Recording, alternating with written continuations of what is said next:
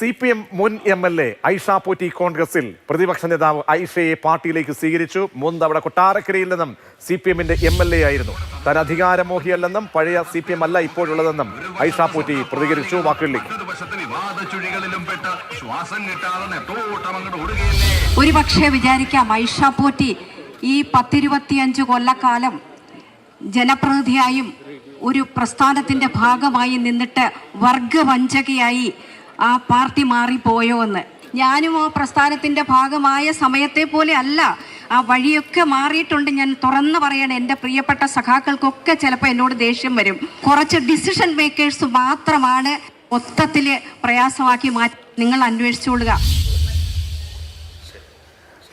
അപ്പോൾ ഒരു ചോദ്യമേ ഉള്ളൂ. സതീശൻ പറഞ്ഞ വിസ്മയങ്ങൾക്ക് തുടക്കമാവുകയാണോ? ആദ്യത്തെ വിസ്മയമാണോ ഐഷ പോറ്റിയുടെ ഈ മാറ്റം എന്നുള്ളതാണ്. നമ്മൾ വിശകലനത്തിലേക്ക് പോയി കഴിഞ്ഞാൽ AK സ്റ്റെഫിൻ ഈ വാർത്ത ആദ്യമായി ബന്ധപ്പെട്ട് മണ്ഡലവുമായി ബന്ധപ്പെട്ട് കൂടുതൽ കാര്യങ്ങൾ പറയാൻ ചേരുന്നുണ്ട്. അപ്പം ആഴത്തിലുള്ള വിശകലനവുമായി മാധു സജി കൂടി ന്യൂസ് ഡെസ്കിൽ നിന്നും ചേരുകയാണ്.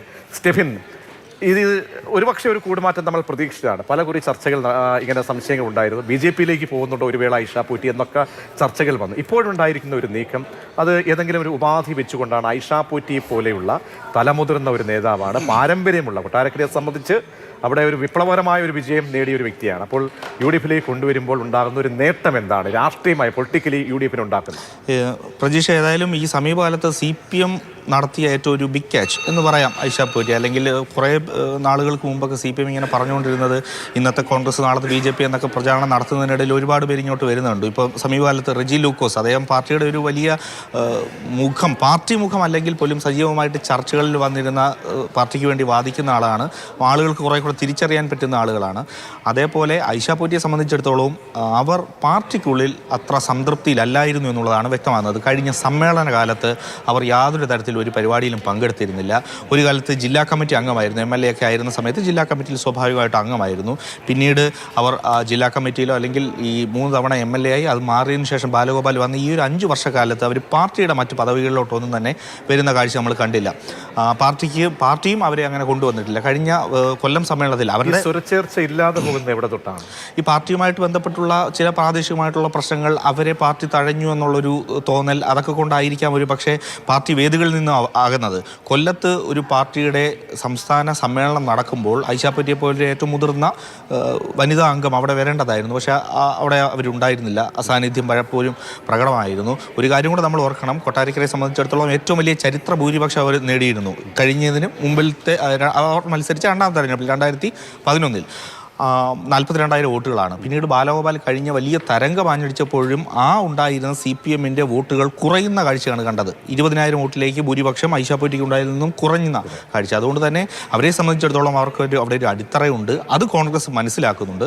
ഒപ്പം തന്നെ കൊട്ടാരക്കര സീറ്റ് നോക്കിക്കഴിഞ്ഞാൽ അതിന് കണ്ണുവെച്ച് നിൽക്കുന്ന കുറച്ച് ആളുകളൊക്കെ ഉണ്ട്. കൊല്ലവുമായി ബന്ധപ്പെട്ട പ്രാദേശിക നേതാക്കൾ, കൊടിക്കുന്നിൽ സുരേഷ് ഉൾപ്പെടെയുള്ള, അദ്ദേഹത്തിന് മാവേലിക്കൽ മണ്ഡലത്തിൽ പെടുന്ന ഒരു നിയമസഭാ മണ്ഡലം കൂടിയാണ് കൊട്ടാരക്കര. അപ്പോൾ ഇപ്പോൾ ഏതായാലും അടൂരിലേക്ക് ഒരു പക്ഷേ അദ്ദേഹത്തിന് ഒരു കണ്ണ് കാണും കൊടിക്കുന്നിൽ സുരേഷിനെ സംബന്ധിച്ചിടത്തോളം. അതുകൊണ്ട് തന്നെ കൊട്ടാരക്കരയിൽ ഇങ്ങനെ ഒരു പുതിയ മുഖം വന്നു കഴിഞ്ഞാൽ അത് കോൺഗ്രസിനും ഒരു മെച്ചമാണ് എന്നൊരു തോന്നൽ കോൺഗ്രസ് നേതൃത്വത്തിനുമുണ്ട്. നേരത്തെ ഈ അഖിൽ മാരാര് പോലുള്ള സമൂഹ മാധ്യമങ്ങളിൽ ഇങ്ങനെ വൈറലായ താരങ്ങൾ വരുമെന്നൊക്കെ പല പോസ്റ്റുകൾ സമൂഹ മാധ്യമങ്ങളിൽ കണ്ടു. ഏതായാലും അതൊക്കെ വരുന്നതിനേക്കാൾ കോൺഗ്രസിന്റെ അവിടുത്തെ പ്രാദേശിക പ്രശ്നങ്ങൾ ഒരു മുഖമാണ്. CPM-നെ സംബന്ധിച്ച് കൊല്ലം ജില്ലയിലെ പ്രധാനപ്പെട്ട ഒരു സീറ്റാണ് കൊട്ടാരക്കര സീറ്റ്. അപ്പോൾ ആ കൊട്ടാരക്കര സീറ്റിൽ അവിടുത്തെ മുൻ MLA, 3 തവണ MLA ആയിട്ടുള്ള വ്യക്തിയാണ്. ആ വ്യക്തി UDF-ലേക്കുള്ള ഒരു കൂറുമാറ്റം മൂലം CPM-ന് അത് തിരിച്ചടിയാണ്.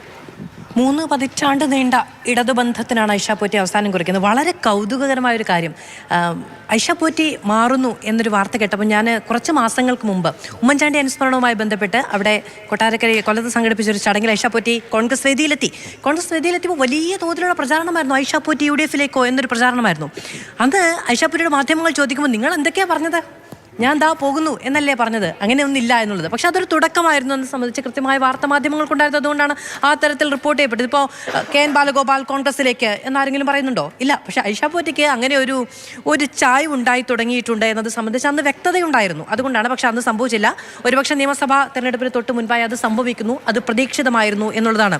നേരത്തെ നിങ്ങൾ രണ്ടുപേരും പറഞ്ഞതുപോലെ R ബാലകൃഷ്ണപിള്ളയെ തോൽപ്പിച്ച് കൊട്ടാരക്കരയിൽ ഒരു ചരിത്രം കുറിച്ച നേതാവ്, 42,000 വോട്ടിന്റെ ഭൂരിപക്ഷത്തോടു കൂടി അവിടുന്ന് ജയിക്കാൻ വരുന്ന ഒരു നേതാവ്. ഞാൻ ഉറ്റുനോക്കുന്നത് അടുത്ത നിയമസഭാ തെരഞ്ഞെടുപ്പിനെ കുറിച്ചാണ്. നോക്കൂ, കെ എൻ ബാലഗോപാൽ മത്സരിക്കുകയാണെങ്കിൽ ഇത്തവണ ടൈം വ്യവസ്ഥയൊന്നും കർശനമായി പാലിക്കുന്നില്ലോ. കെ എൻ ബാലഗോപാലും ഇപ്പുറത്ത് ഐഷ പോറ്റിയും മത്സരിക്കുകയാണെങ്കിൽ പൊട്ടിപ്പാറുന്ന ഒരു പോരാട്ടം പ്രതീക്ഷിക്കാൻ പറ്റും. പക്ഷേ മാധു, ഞാനൊരു കാര്യം ചോദിക്കട്ടെ, ഈ ഐഷ പോറ്റിയെ തഴഞ്ഞതിന് അവർ വ്രണത ഹൃദയമായി അവർ വന്ന ഒരു പാർട്ടിയിലേക്ക് കൂറുമാറുന്ന പറഞ്ഞാൽ അതിനോട് എങ്ങനെ നമുക്ക് നീതി പുലർത്താൻ കഴിയും? 3 തവണ ഒരു വ്യക്തി ഒരു മണ്ഡലത്തിൽ ഫീൽഡ് ജയിച്ചുകൊണ്ട് മികച്ച ഒരു പരിവേഷണം നൽകി എത്രയോ അണികൾ ഐഷ പോറ്റിന്ന് ഏറ്റുവിളിച്ച ആർജവത്തോടുകൂടി CPM ഏറ്റുവിളിച്ച അണികൾ. അപ്പോൾ അങ്ങനെ വരുമ്പോൾ അവരെ തഴഞ്ഞു അല്ലെങ്കിൽ വ്രണത ഹൃദയമാക്കിയെന്ന് എങ്ങനെ പറയാൻ കഴിയും? മാധു, 2 തലമുണ്ട് പ്രജീഷ് അതിന്. നോക്കൂ, 3 തവണ അവിടുത്തെ പ്രതിനിധീകരിച്ച ഒരു വനിതാ നേതാവ്, അവർക്ക് കൃത്യമായി ഇപ്പോഴും ജനങ്ങൾക്കിടയിൽ സ്വാധീനമുണ്ട് എന്നത് ശരിയാണ്. അവർക്ക് MLA സ്ഥാനം വേണമെന്നല്ല അവർ പറയുന്നത്, അവർക്ക് ഏതെങ്കിലും അധികാര സ്ഥാനം വേണമെന്നല്ല അവർ പറയുന്നത്, അവർക്ക് പാർട്ടിയിൽ പങ്കാളിത്തം വേണമെന്നാണ് പറയുന്നത്. നോക്കൂ, ഒരു ഏരിയ കമ്മിറ്റി സംഘടിപ്പിക്കുന്ന പരിപാടിയിൽ പോലും എന്നെ പങ്കെടുപ്പിക്കുന്നില്ല, ഞാനൊരു വെറും പാർട്ടി അംഗമാണ്, ഏരിയ കമ്മിറ്റിയിൽ നിന്ന് അടക്കം ഒഴിവാക്കി എന്നാണ് മനസ്സിലാകുന്നത്.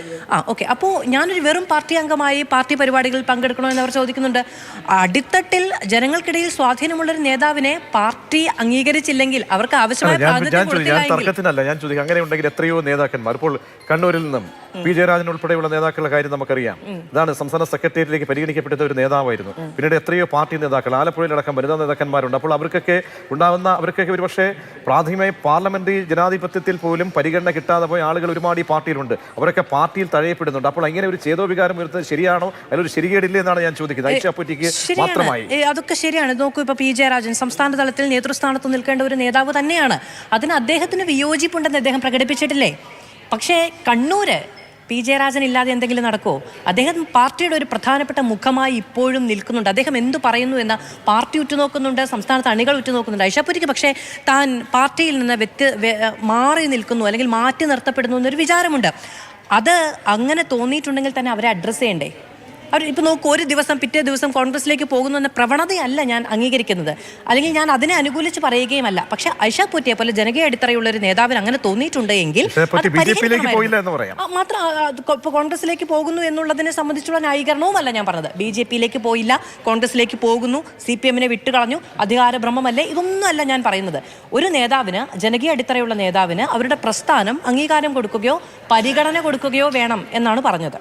ഒരു കാര്യം കൂടി ഇന്നിപ്പോൾ വാക്കുകളിൽ പറയുന്നുണ്ട്, കാരണം എനിക്കെതിരെ ഇനി വലിയ അറ്റാക്ക് ഉണ്ടാകാം, ഞാനത് പ്രതീക്ഷിക്കുന്നുണ്ട്. അപ്പോൾ ഐഷ പോറ്റിക്കെതിരെ ഇനിയൊരു പറഞ്ഞതുപോലെ സൈബർ ഇടങ്ങളിൽ വലിയൊരു അറ്റാക്ക് അവർ പ്രതീക്ഷിക്കുന്നുണ്ട്. എല്ലാത്തിനെയും നേരിടാൻ ഞാൻ പലരെയും പോലെ ഞാനും പ്രാപ്തരാകേണ്ടി വരേണ്ടി വരും എന്ന് പറയുന്നുള്ള ആ വാക്കിൽ എന്താണ് വായിക്കേണ്ടത് സ്റ്റെഫിൻ? അതേതായാലും തുടങ്ങിക്കഴിഞ്ഞു. സമൂഹ മാധ്യമങ്ങളിലെ അവർക്കെതിരെയുള്ള പോസ്റ്റുകളൊക്കെ തുടങ്ങിക്കഴിഞ്ഞു. മുഖ്യമന്ത്രിയുടെ ഓഫീസിൽ നിന്നടക്കം ആളുകൾ ഇങ്ങനെ പോസ്റ്റൊക്കെ ഇട്ട് തുടങ്ങിയിട്ടുണ്ട്. എന്താണ് പറയുന്നത്? 2 പോറ്റി, അതായത് ശബരിമലയിലെ പോറ്റിയും ഈ പോറ്റിയൊക്കെ താരതമ്യം ചെയ്തുകൊണ്ടുള്ള പോസ്റ്റൊക്കെ വന്നു തുടങ്ങി. ഇന്നലെ വരെ കൂടെ നിന്ന ആളുകൾക്കെതിരെ ഇപ്പോൾ ഏതായാലും വലിയ വിമർശനങ്ങൾ ഇനി വരും സമയത്ത് ഉണ്ടാകും. ഇനി ഏതായാലും ഐഷ പോറ്റി സൂക്ഷിക്കേണ്ടത് കോൺഗ്രസിനകത്തു നിന്ന് എന്തെങ്കിലും തരത്തിലുള്ള ഒരു പോസ്റ്റുകൾ വരാതെ, അല്ലെങ്കിൽ അവിടെ നന്നായിട്ട് പോവുക എന്നുള്ളത് തന്നെയായിരിക്കും. ഒപ്പം തന്നെ അവിടുത്തെ കുറെ പ്രാദേശികമായിട്ടുള്ള പ്രശ്നങ്ങൾ ഐഷ പോറ്റിയെ കൊട്ടാരക്കരയിലേക്ക് നമുക്ക് ഒരു പ്രഖ്യാപനമൊന്നും പാർട്ടി നടത്തിയിട്ടില്ല. പക്ഷേ സൂചന അനുസരിച്ചാണെങ്കിൽ ഐഷ പോറ്റിക്ക് അവിടെ ഒരു സീറ്റ് നൽകേണ്ടതാണ്. അങ്ങനെ നൽകുമ്പോൾ ഈ കോൺഗ്രസ് രാഷ്ട്രീയമാണ്, അവിടെയുള്ള പടലപ്പിണക്കങ്ങൾ, ഒരുപാട് സീറ്റ് മോഹികളുണ്ട്. ഇതിനോടകം തന്നെ പലരും പ്രവർത്തിച്ച് തുടങ്ങിയിട്ടുണ്ട്. അപ്പോൾ അങ്ങനെ എന്തെങ്കിലും ഒരു തിരിച്ചടി മണക്കുന്നുണ്ടോ? കൊല്ലത്തെ സംബന്ധിച്ച് നമുക്കറിയാം, കുറച്ച് നാൾ മുമ്പാണ് കൊല്ലത്തെ KSUവിൻ്റെ ജില്ലാ പ്രസിഡന്റും കോൺഗ്രസിൻ്റെ നിർവാഹക സമിതി അംഗമായിട്ടുള്ള കൊടിക്കുന്നിൽ സുരേഷും തമ്മിൽ സമൂഹ മാധ്യമങ്ങളിലൊക്കെ ഏറ്റുമുട്ടിയത്. രണ്ടുപേർക്ക് അത് എവിടെ നിൽക്കാമെന്ന് നോക്കണം. KSUവിനെ സംബന്ധിച്ചിടത്തോളം ഒരു നേതാവ്, രാഷ്ട്രീയകാര്യ സമിതിയിലെ ഒരു നേതാവ്, അങ്ങനെ ഒരു 2 പേർ തമ്മിലാണ് അവിടെ പരസ്പരം ഏറ്റുമുട്ടലുണ്ടായത്. അത്രയധികം ഒരു മോശമായ രീതിയിലുള്ള പ്രശ്നങ്ങൾ കോൺഗ്രസിനകത്ത് അവിടെയുണ്ട്. അത് കൃത്യമായി നേതൃത്വം അഡ്രസ്സ് ചെയ്ത് പോയി കഴിഞ്ഞാൽ മറ്റ് പ്രശ്നങ്ങളൊന്നും തന്നെ ഇല്ല.